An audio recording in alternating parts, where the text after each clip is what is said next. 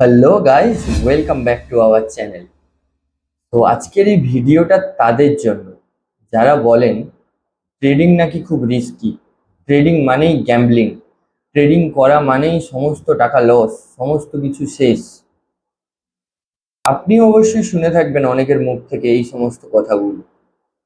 এবার আমার মনে একটাই প্রশ্ন, যারা এই কথাগুলো বলছেন তারা কি ট্রেডিং এর ব্যাপারে জেনেই বলছেন?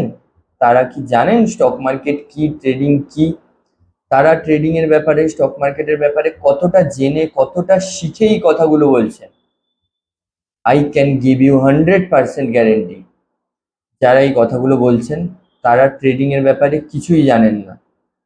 জাস্ট কেবলমাত্র অন্যের মুখ থেকে শোনা কথার ভিত্তিতে কিন্তু তারা এই কথাগুলো বলছেন।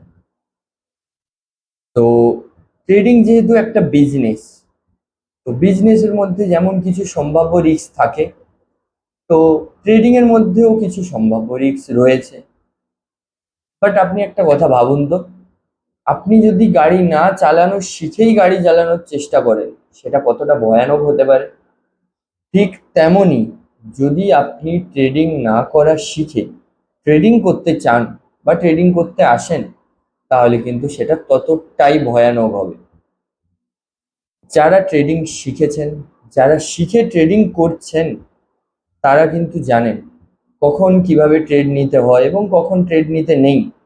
তারা জানেন কিভাবে নিজের ক্যাপিটাল ম্যানেজ করতে হয়, কিভাবে নিজের রিস্ক ম্যানেজমেন্ট করতে হয়, কিভাবে সমস্ত প্রতিকূলতাকে কাটিয়ে প্রফিট করতে হয়।